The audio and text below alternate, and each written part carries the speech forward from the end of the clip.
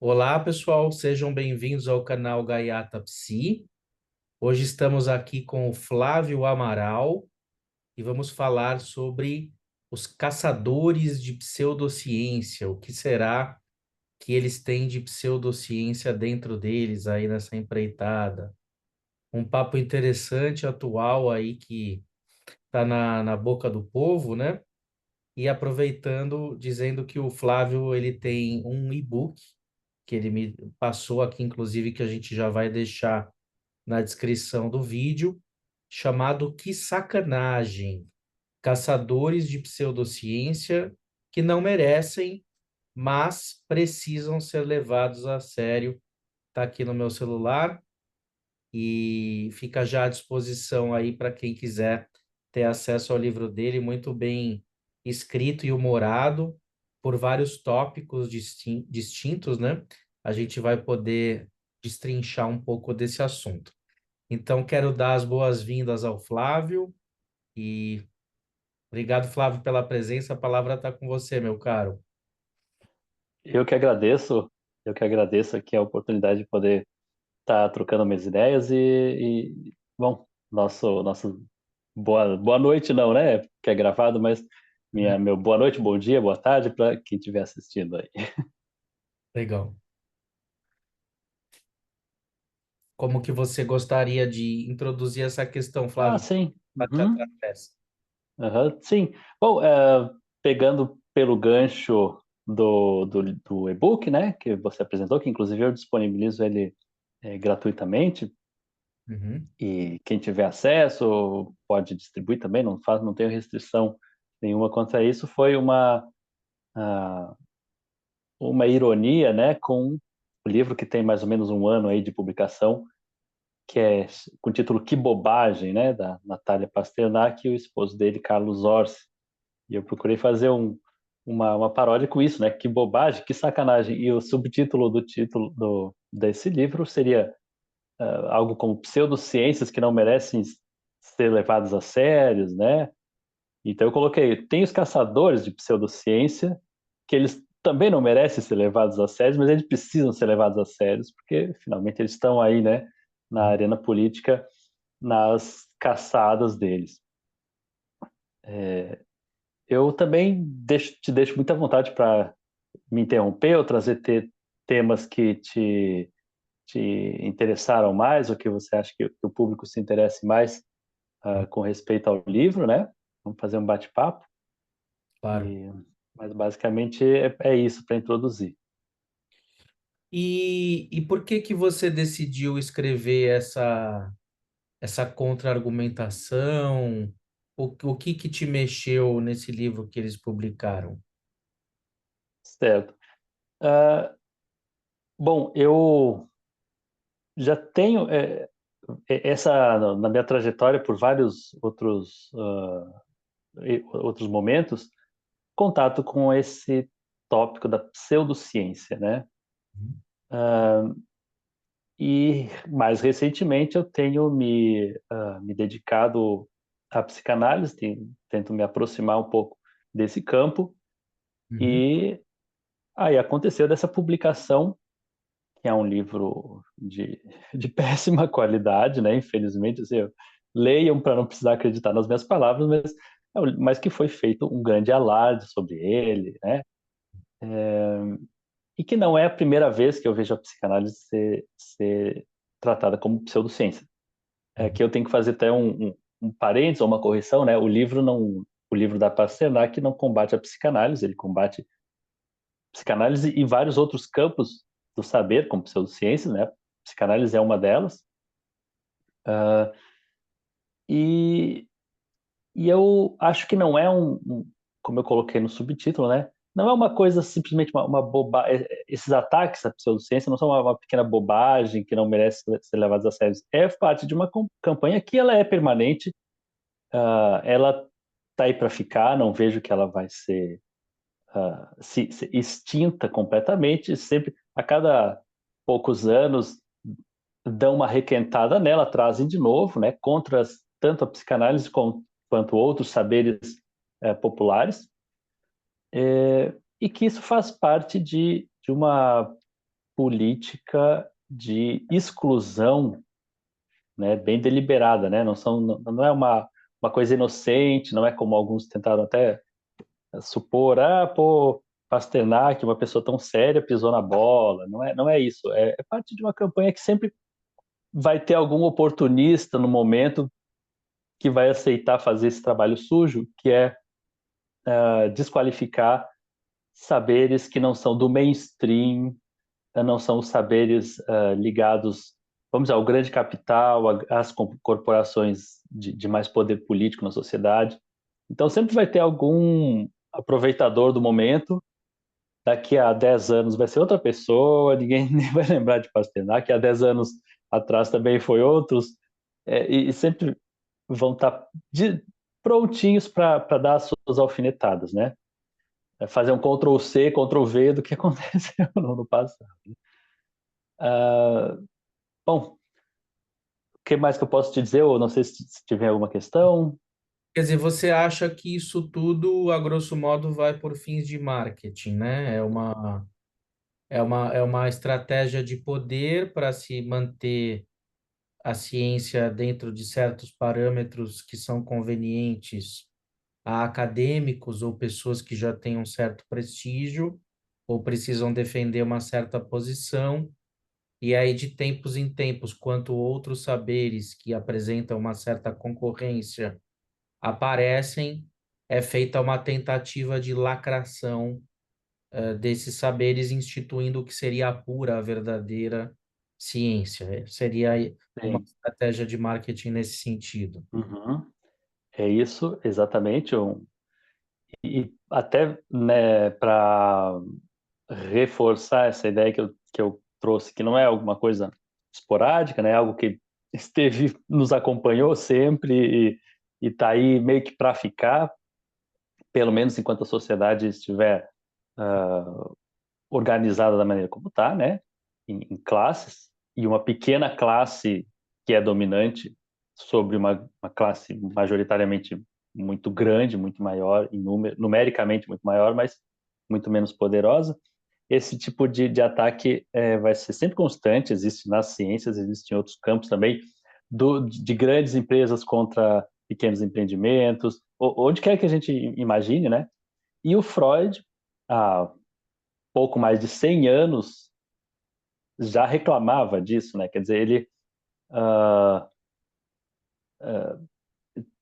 criou a psicanálise, trouxe a psicanálise, e a gente imagina um contexto, por exemplo, pré-Primeira Guerra Mundial, 1914, por exemplo, onde o antissemitismo era muito forte. Freud estava na Áustria, um regime que estava bastante conservador, bastante reacionário, subindo na Áustria, né? Tanto que se aliou depois a Hitler e tal.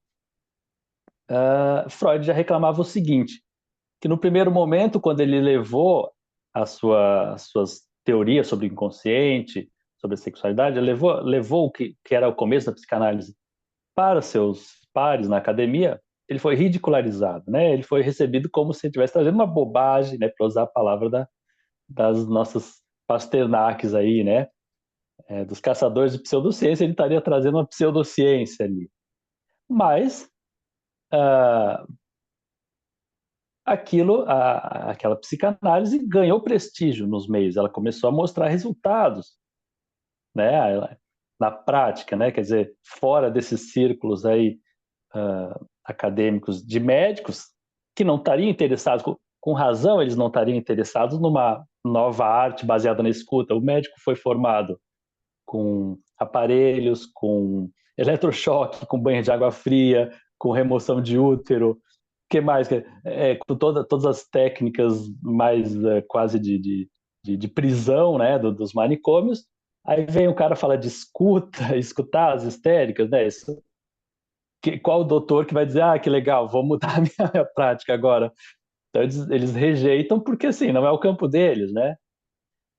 Mas Freud e depois outros de seus discípulos começaram a ganhar prestígio, e o que esses mesmos médicos fizeram? Conquistaram o direito na Áustria de ter a exclusividade do exercício de psicanálise, né? Então, a psicanálise, naquele momento, 1914, 1920, por aí, era um exercício na Áustria exclusivo dos médicos.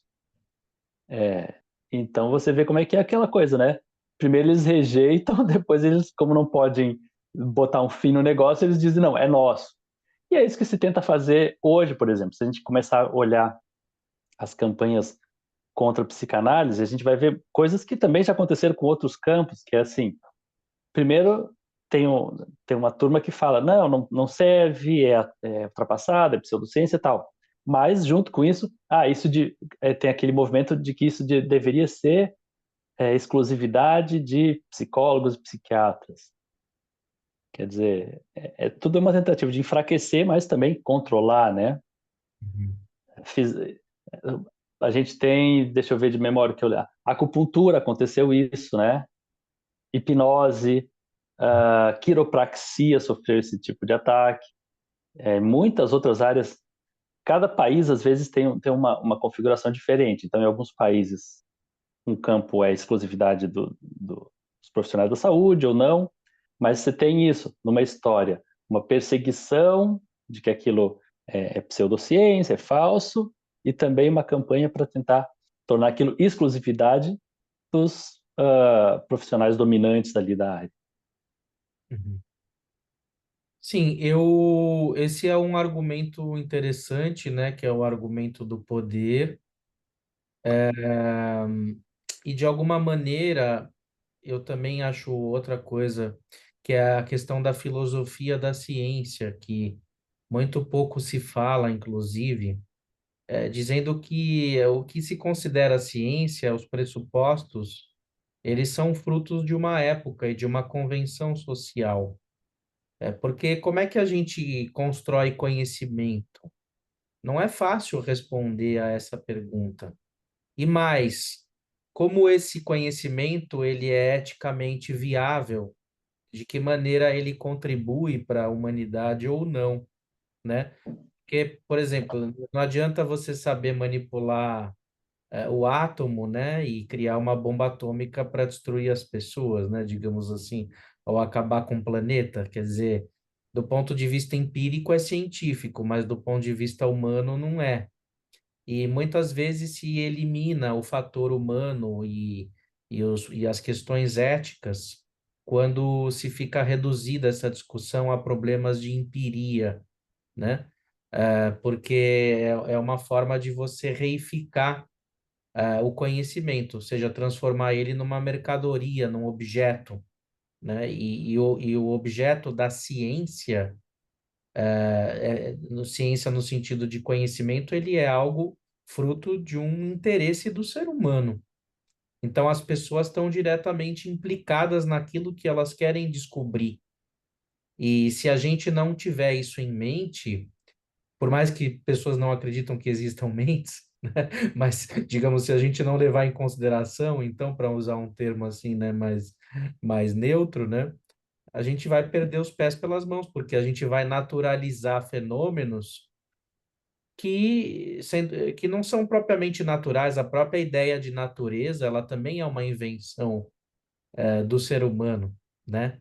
Sim. Então, amanhã, inclusive, vai ter um outro vídeo que eu vou gravar com o Reginaldo Iraoka, né? Que ele trabalha a partir de Uhum. Thomas Kuhn. A Foi meu questão... professor de parapsicologia. Ah, foi teu professor? Olha que Tive beleza. aula com ele. Aham. Então, justamente, ele está fazendo um trabalho baseado em Thomas Kuhn, do livro, né, famoso, da estrutura das revoluções científicas, para a gente pensar como é que funciona a concorrência de paradigmas científicos e o que redunda na, entre aspas, vitória de um paradigma científico sobre o outro. Agora, por exemplo, né, você que também é um entusiasta de parapsicologia e fenômenos anômalos, não só de psicanálise, assim como eu, né?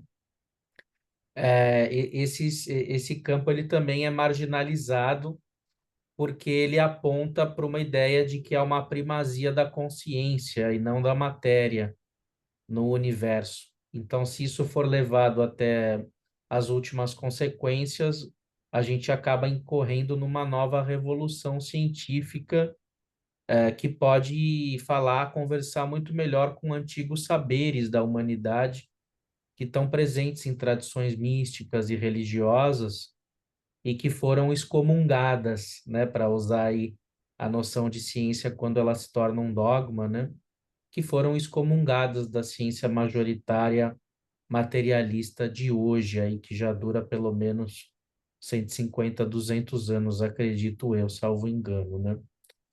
Então é um fenômeno complexo que tem muitas facetas, né, Flávio? Sim, eu tive mais recentemente uma trajetória numa graduação de psicologia, depois eu abandonei para me dedicar mais à psicanálise, né, por questões de alocação de tempo, de esforços, mas eu pude ver lá um pouco disso que com certeza a gente encontra outros exemplos por aí, de que, por exemplo, o professor que tem interesse, né, nessa área da psicologia anomalística, por exemplo, dos fenômenos psi, da parapsicologia, ele tem que fazer isso na, na, na, Nas- meio que marginalizado, né? Ele não pode nem divulgar muito, que ele recebe o preconceito dos colegas, até dos alunos, né?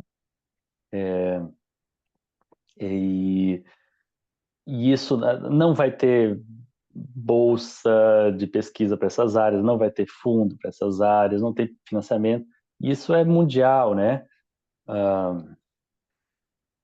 Então, acaba que a área não consegue progredir na mesma velocidade, com a mesma força do que outras áreas que recebem toda uma fonte de recursos, né, onde o seu acadêmico consegue se dedicar Exato, esse é um a... fator importante, né? Porque é o elemento econômico da ciência, né? Que a gente pensa, ah, a ciência precisa de financiamento.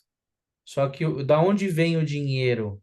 Por que que alguém libera a verba para uma pesquisa e não libera para outra? Por conta de interesses políticos, né? Então, a ciência ela está muito longe de ser neutra, e isso Exatamente, inclui também a psicanálise, a parapsicologia, não estou dizendo que excluiria, né? Não, acho que o ser humano ele não é neutro. A partir do momento em que a gente quer saber ou conhecer alguma coisa, você já está implicado ali. A tua pulsão, ela está implicada, né? O desejo de saber, a pulsão epistemofílica, né? Como diria o Freud, né? Então, é constitutivo do ser humano e justamente o progresso das pesquisas, entre aspas, se dá com base em financiamento. Então, vocês vejam que muito do que se considera verdadeiro,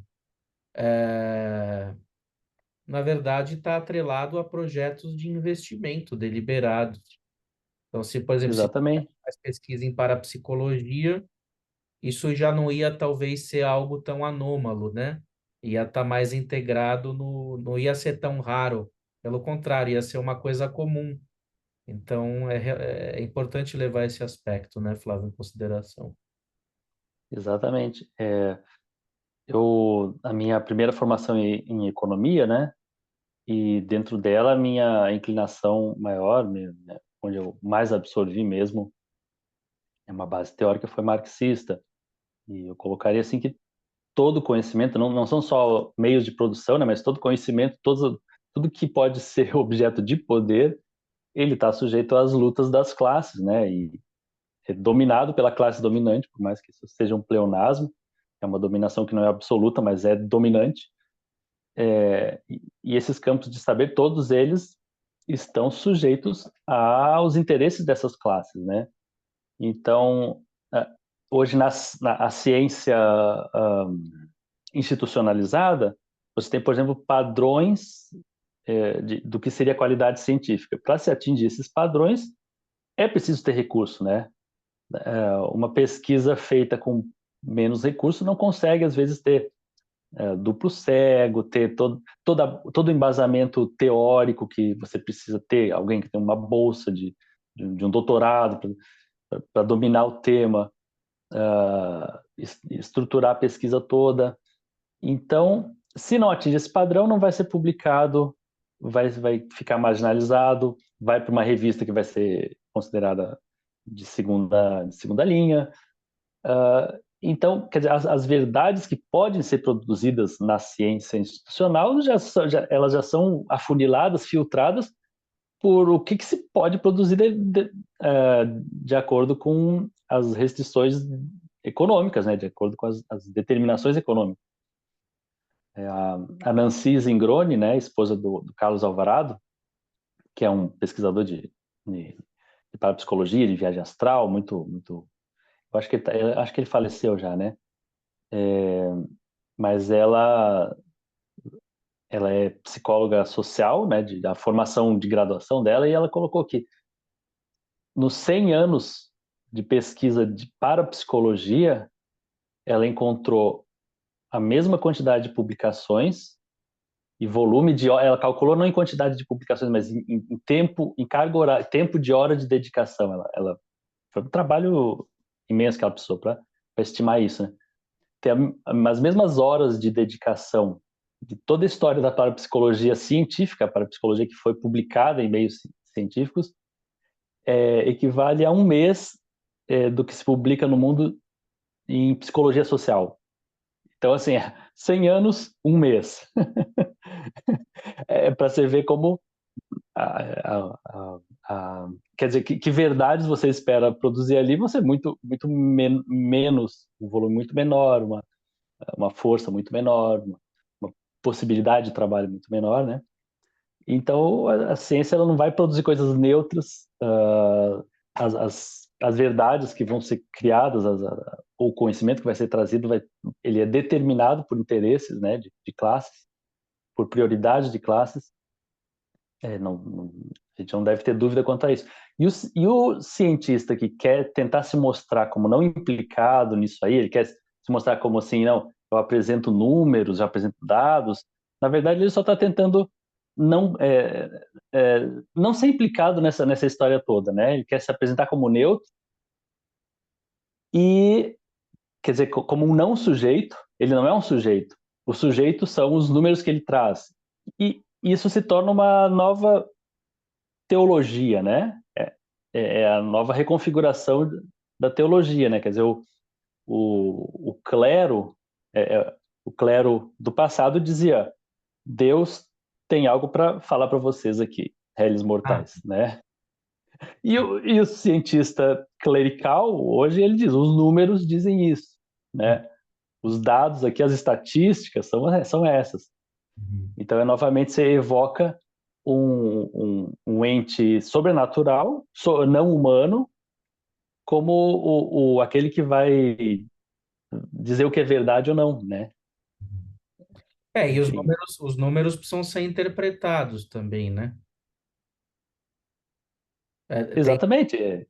tem a tal da. Como que se chegou a esses números, qual foi a técnica que se buscou para, né? Sim, Exatamente. e o próprio interesse em quantificar, ele também ele está atravessado por determinadas necessidades ou a busca de alguma coisa, né? É, não é à toa que se tem aquela discussão, a matemática ela foi descoberta ou inventada, né? Uhum. As duas coisas, né? Eu acho que as duas Sim, coisas. sim. Sim, a gente participa da produção da verdade, né? Não é uma coisa que ela vem por um meio sobrenatural e a gente consegue se iluminar e aí comunicar para os outros, né? Então a gente tem isso. Geralmente essa turma dos caçadores de pseudociência, eles se colocam na posição de que eles simplesmente estão trazendo evidências, né? Evidência. Então a nova palavra do momento olha, as evidências. Cadê as evidências da psicanálise, né? Então, quer dizer, eles colocam assim, a ciência que eles produzem possui evidências. A ciência que os outros produzem não possui evidências. Mas o que eles não conseguem refletir é que evidência não é uma coisa dada, né? A evidência não é autoevidente. A evidência não é auto-evidente, né? É o que nós escolhemos como evidência. Exato, exatamente. Uhum. Por exemplo, eu fazer um questionário de satisfação conjugal. Aí eu faço a pergunta aplica o questionário para o casal, aí depois passa por 3 meses de terapia conjugal, aplica o questionário para o casal no final da terapia. É uma convenção entre eu e demais, os interlocutores, de que esse questionário serve como evidência para a eficácia da minha terapia ou não, né? Não é que estava escrito nas estrelas que isso é uma evidência. Quer dizer, a gente chegou a uma, ó, vamos concordar que isso aqui pode ser um indicador de que a terapia funcionou, né? Mas não é uma coisa divina, não é uma coisa livre de questionamento e, é, e não é a única forma de se fazer ciência também, né?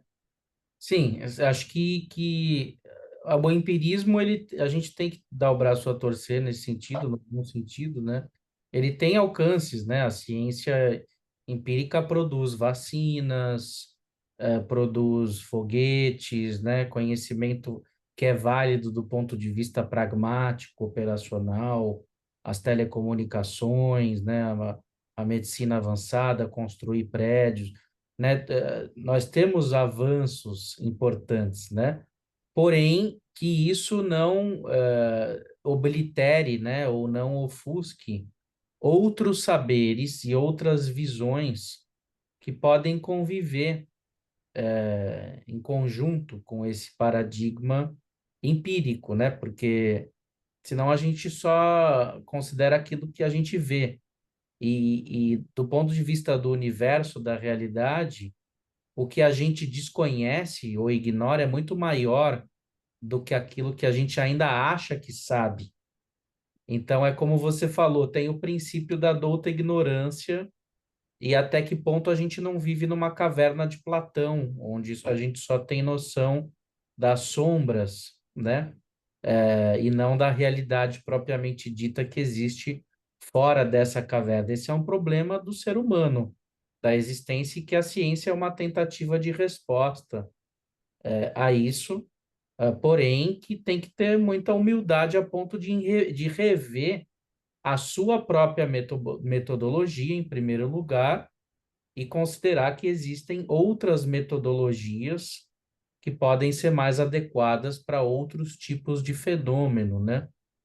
Como, por exemplo, a ufologia, que também é taxada de pseudociência e que nós temos um campo aqui no canal, através da playlist Estranho, a parapsicologia também, né? Os próprios parapsicólogos ou psicólogos anomalísticos sabem que tem muitos fenômenos que eles chamam de in the wild, né? Quer dizer, na vida em aberta, né, no campo, né, nas relações que acontecem que você não consegue mensurar isso num laboratório, né? Tipo, alguém tem um sonho premonitório ou tem uma sensação de que um parente, um amigo está correndo perigo e está efetivamente. Como é que você vai mensurar, né? Isso num laboratório, um poltergeist, né? Quer dizer, são coisas que você não pode simplesmente dizer que não existe só porque você não compreende, não sabe fazer as perguntas, e não sabe e não consegue mensurar aquilo, né? Seria muito pretensioso você eliminar fenômenos anômalos porque eles não se encaixam no seu modus operandi, como, por exemplo, criar um questionário sobre uma psicoterapia de casal, sendo que, dependendo do tipo de leitura que você faz, isso é completamente cego, né, em relação a poder trazer algum resultado, né? Assim, aquilo é tão peculiar que você tentar mensurar uma experiência através de uma escala de 0 a 10, né, por exemplo, não vai dizer muita coisa acerca da experiência potencial de aprendizado que aquilo trouxe, por exemplo, para quem passou por esse tratamento, né, e assim por diante. Uhum. É, eu vou pegar esse teu ponto e fazer um gancho com uma questão que eu eu até pedi para me identificar como pseudocientista, né? Eu queria elaborar um pouco sobre isso, né? Por que que existe uma certa perseguição, vamos dizer assim, ou tentativa de pelo menos um cancelamento, né, de certas áreas, não apenas porque elas são simples concorrentes, né? São vistas como concorrentes, mas porque elas tentam tratar e acaba que elas dão crédito, dão uma vazão para a potência do sujeito, né? Eu, eu comecei minha trajetória como estudante de graduação de economia, né? Meu primeiro curso. Vocês desculpem eu estar mexendo no fone, ele está caindo aqui, é um fone emprestado, eu não me adaptei com ele. Deve ficar bem chato para quem está assistindo. E aí dá a impressão que ele não está funcionando bem. Mas, enfim, eu tenho a graduação em economia e minha predileção até pelo marxismo, e até não tive muita. Trabalhei um pouco em economia, mas não era o que eu queria, porque você não tem emprego para economistas marxistas, né? Enfim, mas o marxismo é primeiro é uma pseudociência segundo o grande filósofo Karl Popper, né? Que todo conservador vai fazer alusão ao Karl Popper como se fosse o papa, né, da filosofia, quando ele disse que o marxismo e a psicanálise são pseudociências, né? Num paper assim para lá de questionável, né? O marxismo ele é a doutrina que para colocar a classe trabalhadora em movimento. Não é só por isso que os marxistas dizem que é uma praxis, né? Não é um campo filosófico de estudo. Marx não era um acadêmico, não era um cara que estava contemplando a sociedade, né? Quer dizer, é a doutrina que ela tem que estar ligada assim, o que pode fazer, qual é a potência que existe na classe subalterna, classe trabalhadora, e como ela pode conquistar o poder. Isso é totalmente subversivo e, né, desconfortável para a classe dominante. E não é por acaso que o marxismo é chamado de pseudociência por alguns setores, né? Tive também em paralelo à minha graduação, comecei uma trajetória do espiritualismo, né, nas espiritualidades, numa área que é uma dissidência do espiritismo, talvez, né, a projeciologia, mas que, como várias outras, vamos dizer, como é que a gente chama? Da nova era, outros movimentos da nova era, espiritualistas e tal, eles também estão conectados com a ideia de uma potência, porque o discurso cientificista, né, não é a ciência como um todo, mas a ciência dominante, ela é muito assim, a, o mundo não tem sentido, né, a gente está aqui no processo de evolução, nasce, cresce, morre, então ela não dá um lugar para uma discussão assim, tem que ter uma ética por trás. Eu não me considero uma pessoa religiosa. Eu não, vamos dizer, eu não busco suprir as minhas dúvidas com, com princípios ou com verdades que eu não acho que são fundamentados. Mas eu não condeno quem o tente fazer. Por exemplo, no momento que os grupos se reúnem e pensam, bom, tem que ter uma justiça, já que a justiça mundana, a justiça humana é essa droga que tem aí, tem que ter uma justiça para além disso. Eu não sou partidário dessa ideia, né? Mas assim, eu acho que uma ideia como essa, ela é aglomeradora de pessoas, ela unifica as pessoas, une dentro de uma causa. Você dizer, então, a gente tem que fazer o bem porque na outra vida a gente vai colher o bem.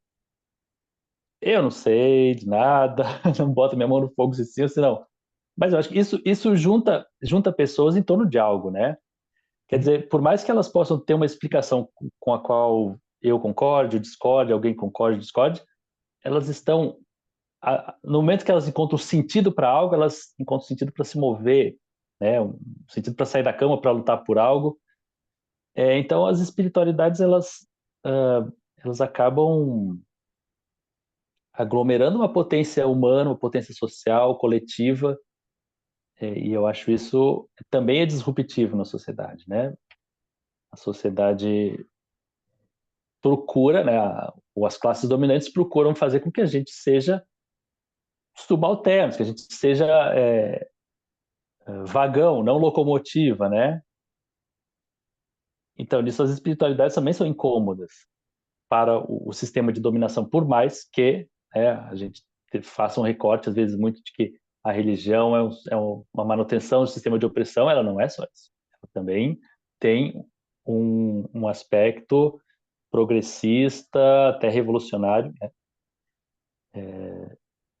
Então, por isso que as espiritualidades em geral também são tratadas como pseudociências, como menos verdadeiras, como inverdades, né? Numa hierarquia inferior, são vistas com, né, um desdém aí Uhum. pelo pensamento dominante, a chamada opinião pública, que é a opinião da imprensa. Então a gente vai ver, né, depois eu tive depois que eu saí da projeciologia, fui expulso, inclusive, da projeciologia, uma outra história muito interessante. Até um cético, que é o Daniel Gontijo, me entrevistou sobre isso, né? Tem lá no YouTube dele, no canal dele, tem uma entrevista minha lá. Eu continuei muito interessado pelos fenômenos paranormais. Fiz curso de parapsicologia, foi onde eu conheci o Reginaldo Hiraoka e tantos outros professores muito bons. Curso aqui em Joinville, perto de onde eu moro, né, Florianópolis. E a parapsicologia também busca entender eh, esses fenômenos, acontecimentos entre os seres humanos que ainda não tem uma explicação, né? Enquanto que os poderes estabelecidos querem dizer que já está tudo explicado, a explicação é deles, né? Por exemplo, a pessoa tem um sonho que um parente estava agoniando, aí ele acordou, ligou para o parente, estava precisando de ajuda, né? Quer dizer, por que não, já que a vida tem bilhões, a vida na Terra tem bilhões de anos de evolução, sei lá quantos bilhões, né? Quem garante que os organismos não desenvolveram formas de perceber situações muito dramáticas da realidade de maneiras que a gente ainda não conseguiu detectar por máquinas, por instrumentos objetivos, né? Quer dizer, quem garante que nós não temos capacidades que ainda não conhecemos? Isso para o cético é um delírio, é impossível, né? Non existe, Padre Quevedo. O Padre Mas, Quevedo, ele considerava, né, a existência sim, sim. Da maneira dele. a maneira dele, contanto que Sim, coubesse no dogma católico, né? exatamente. Mas, sim, que seriam faculdades humanas normais, né? Não é paranormais, né? Faculdades humanas, mas que Chamava de ainda supranormais, né? supranormais. Então, quer dizer, isso tudo está falando de potências humanas, né? Esse seria a vertente mais científica da parapsicologia, a vertente mais de pesquisa, de laboratório, ou mesmo de pesquisa de campo, né? Então, todas elas estão conectadas a uma ideia de o ser humano que não quer se reduzir à sua vida, né, a nossa vida atual, que é cheia de assim, aflições, né? Pô, será que a vida é isso só que a gente tem? É, É sair para trabalhar, ganhar mal, voltar para casa, dormir mal. e mesmo quem não trabalha e ganha bem, ainda mesmo assim sofre, né, Flávio? Também sofre, exatamente. Porque Exato. justamente. E, pois é. E aí acho que por fim, desculpa até te cortar, mas daí eu acho que para encerrar, né, já que você falou quem sofre, por fim entra a psicanálise, que ela não se propõe vamos dizer, ser uma forma diferente de tratar os mesmos problemas, mas ela se propõe ser algo que olha para um problema que não está olhado. Quer dizer assim, a pessoa externamente ganha bem, né? O teu exemplo, ganha bem, vai para casa, mas sofre. É, Quer dizer, empiricamente é um cidadão bem-sucedido, mas ele isso. vai conversar contigo e dizer: eu sofro, a minha vida tá uma droga, eu tenho tudo e, E não- né, quero me jogar do prédio, quero me matar. É isso. É isso. Quer dizer, isso não são coisas que se resolvem com as técnicas tradicionais da medicina, né? O médico vai lá, você quer tirar essa verruga? Vamos lá, tira a verruga. Você quer, ó, quebrou a perna? Vamos lá, enfaixa. Ele, ele, ele fez isso em 1.000 pernas, consertou 1.000 pernas e tá ali, ele arrumou o problema orgânico, né? A psicanálise está trazendo, ela está querendo olhar para outra coisa, quer dizer, a pessoa diz, ó, médico arrumou a minha perna, mas eu ainda tô triste porque XYZ, né? Sim, Então eu acho que esse é o mas é ponto isso, né? da falta de sentido que a visão científica de hoje traz, né?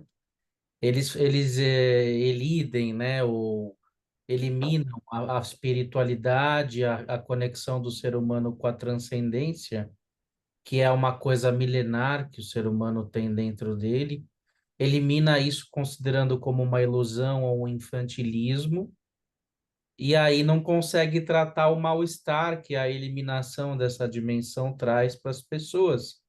E aí oferece um monte de remédio psiquiátrico ou tratamentos adaptacionistas para a pessoa ser funcional e voltar a viver.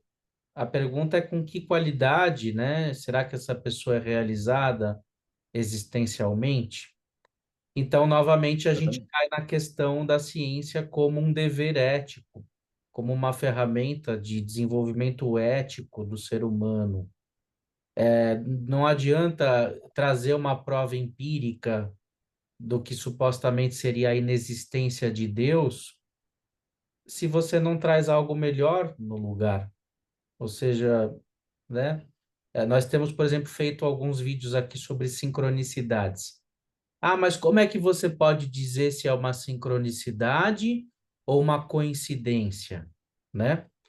Bom, a rigor, quem atribui o sentido se é uma coincidência ou não, ou uma sincronicidade, é a pessoa que vive. E é uma escolha que ela tem a fazer. Porque se ela encarar como uma coincidência, aquilo não tem mudança subjetiva nenhuma. É um acaso. Ah, o ser humano é um acaso da natureza. Por acaso, bilhões de anos depois, surgiu um ser humano. Não tem nenhum sentido ou propósito nisso. Eu acho isso mais dogmático do que alguém ter certeza, por exemplo, que Deus existe. Eu acho que isso é de uma pretensão. Dizer que nós somos frutos de um acaso, um ser humano que pensa, que ama, que reflete, né? Que tem toda essa sincronia, né? Orgânica, né? Emocional. Simplesmente dizer que isso é um acaso, né? Eu não vejo como isso seja verossímil. Mas o que eu estou querendo dizer é que, do ponto de vista filosófico existencial, a gente tem poder, como ser humano, de encarar a realidade de uma forma integral, maior, com um senso de propósito, ou jogar tudo isso no lixo.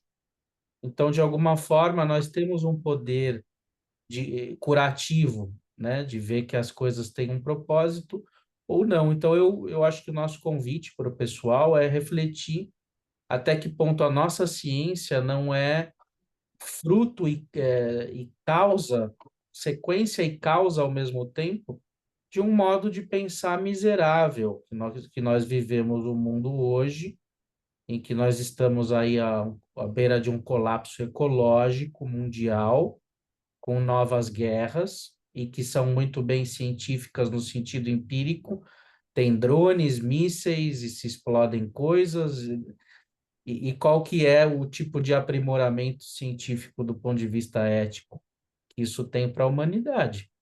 Então, fica a critério de cada um jogar a sua vida fora, entender a sua vida como um mero acaso da natureza, viveu, se reproduziu e morreu, ou não. A própria ideia de sobrevivência da espécie e de reprodução, né? Ela também subjaz um propósito. Os próprios darwinistas acabam sem se darem conta que eles estão sustentando a ideia de um propósito da natureza. seja a prevalência dos mais fortes, não que eu concorde com essa leitura, né? Mas, ou dos mais adaptados, né? Para quê? Se não há nenhum objetivo, se não há nenhum aspecto teleológico na natureza, por que que ela produziria um organismo vivo que visa a sustentação da espécie, a permanência da espécie? Isso é um objetivo teleológico, é uma questão teleológica, tem uma finalidade nisso.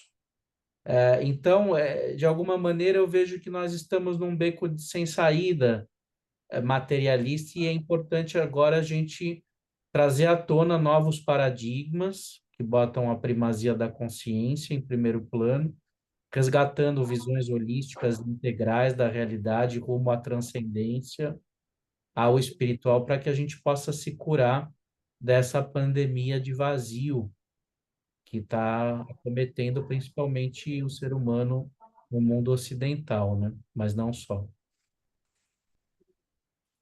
Sim. É, e cada vez mais a gente vai observar um abuso do status científico, né? Acho que a gente até já está observando muito isso, né?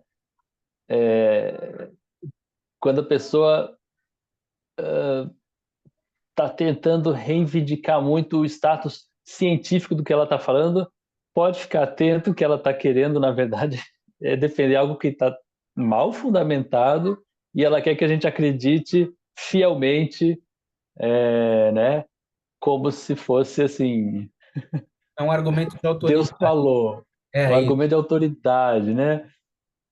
Então, a gente está quase chegando numa inversão de valores, onde daqui a pouco chamar de pseudocientista, como eu falei na introdução do meu livro, não vai, é um xingamento que não vai mais assustar ninguém, porque as pessoas vão perceber que, na verdade, é um xingamento que é direcionado a pessoas quase inofensivas, né? E que os grandes figurões, esses sim, sempre têm as formações É. nas melhores universidades. Na história toda, assim, os grandes vilões mesmo, aqueles que fizeram as destruições maiores, todos têm títulos reconhecidos pelas principais instituições. Se tem um analfabeto ali puxando o gatilho, ele está sendo mandado por outro, tá ali de meio que inocente útil ali, né? Que é isso, né? O, o, os meios de produção do saber, eles são usados e eles estão no poder, só são armas usadas pela classe dominante, né? Então eles, né, a bomba atômica e assim por diante, né? Então, às vezes, eu sei que não tem nenhum parapsicólogo, nem um astrólogo por trás da bomba atômica. Se o cara fez alguma coisa errada, é no nível ali mais pequeno, individual, porque nós somos humanos, né? Erramos, mas não, tipo, falou em cientista, agora sai correndo, né? Quase. Eu tô exagerando, né? Mas Uhum. isso até quase explica a rejeição, que os cientistas se preocupam muito hoje com a rejeição da ciência, né? Mas é porque a gente vê todo dia Globo News ou Folha de São Paulo, ou algum lugar aí, bota um especialista e não sei do que, o cara tá lá defendendo alguma coisa que é para sacanear a população. Então a gente começa a ficar, pô, não dá para confiar nesses caras aí, né? Então eu vou ficar mesmo com o meu xamã aqui, sei lá, com a benzedeira. Esse eu conheço aqui, me chama pelo nome. Não, e às vezes a pessoa, por exemplo, é o efeito midiático, né? Ela tem uma projeção por conta de um assunto que ela domina e que, ok, concordamos, porém ela ganha lugar de fala e se sente empoderada, essa pessoa. E aí ela começa a opinar, sobre outros assuntos, que foi, por exemplo, o que aconteceu, salvo engano, com os descobridores do DNA. Eles começaram a proferir coisas muito complicadas do ponto de vista de engenharia social, a Uhum. partir do que eles tinham descoberto, né, em relação ao DNA. Então, a gente tem que ficar de olho, porque mesmo pessoas que tenham gabarito, encontram projeção nas suas áreas, elas têm que assumir em parte a sua douta ignorância, elas não são tudólogos de Sim, ficar sim. falando sobre tudo. É, acontece muito com, né, pessoas que são sumidades numa especialidade, e acabam vendo oportunidades de enveredar para a política e ganhar os holofotes Ah, conforme elas reverberem e ajudem a, a impulsionar o discurso dominante, né? No meu livro eu trato do Hans Eysenck, por exemplo, que é um outro da psicologia social, desculpa, da psicologia comportamental, que descascava o Freud lá, né? Metia o pau no Freud. Mas ele, sem dúvida, teve muito, muito valor do trabalho laboratorial dele, mas ele ganhou notoriedade mesmo quando ele começou a entrar em temas polêmicos que, na verdade, serviam a uma agenda conservadora que estava em voga naquela época entre guerras ali, né? Então ele começou a defender, por exemplo, essa questão da predisposição genética dos negros de terem um QI menor, quer dizer, não tem nada a ver com o social, com a condição social, né, subalterna dos negros, mas é porque a raça tinha uma predisposição a QI menor. Depois ele passou a ser financiado pelas indústrias do tabaco para dizer que não tinha correlação entre o câncer e o cigarro, né? E assim por diante. Quer dizer, o cara às vezes ele desponta numa área e aí ele se presta a depois fazer uns trabalhos sujos e dá o nome dele, vamos dizer, o prestígio dele para alguma pauta política espúria, né? Eu acredito que com o Popper tenha sido muito parecido isso também. O Popper, você vê o que ele fala na parte política, é assim, bastante ruim. O ensaio dele sobre psicanálise, marxismo, ser pseudociência é assim, trabalho de quinta série não ia ganhar, não ia ganhar nota suficiente para passar. Mas, só que interessa uma agenda, né? Então eles começam a promover, o cara é o bambambam bam, bam e tal, e passa. E a gente vê nas revistas, nas publicações de revistas revisadas por pares, né? Revistas científicas, que às vezes tem coisas que passam ali, muito frequentemente, sem fundamento, né? Eu trato um pouco isso no meu livro. Só que, como é parte do senso comum daquele grupo que faz a revisão da revista, ninguém questiona, né? Então, Já tem um apadrinhamento, né? é, Eu te publico e você me publica, você me apoia, eu te cito, e aquilo se uhum, torna um círculo tem vicioso isso também. Uhum, de poder. E me parece que também tem, não vou citar nomes até porque para evitar problemas assim ad hominem, né? Mas me parece que tem algum material em torno desse assunto em que eles se utilizam de uma estratégia que eu já denunciei na psicanálise como alavancagem fálica. O que seria hum, isso? Você usa um autor que tem peso social para colocar num livro esse autor e vender os livros, sendo que essa pessoa não escreveu o livro. Quem escreveu foi uma outra que não tem relevância social. E se ela publicasse o livro sozinho, o livro não seria vendido, porque ela não é conhecida. Então, uhum, usa o nome de uma outra para dizer, nossa, mas olha o que essa pessoa falou, né? Porque é uma pessoa que tem peso social, né? Então, me parece que isso foi usado também. Aí não vou entrar em questões ad hoc, uhum, né? Mas porque é uma sim, estratégia que está presente em vários círculos, não só da ciência mainstream, né? sim, sim.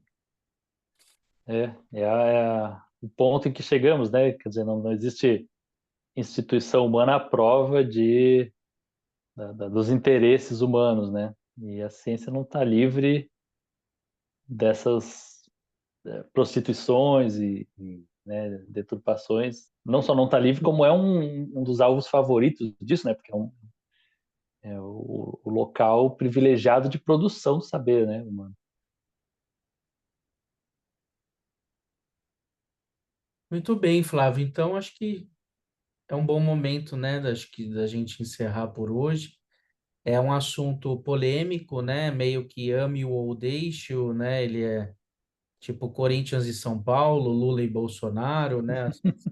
São coisas assim meio extremas, né? Não é difícil alguém ter uma opinião Sim.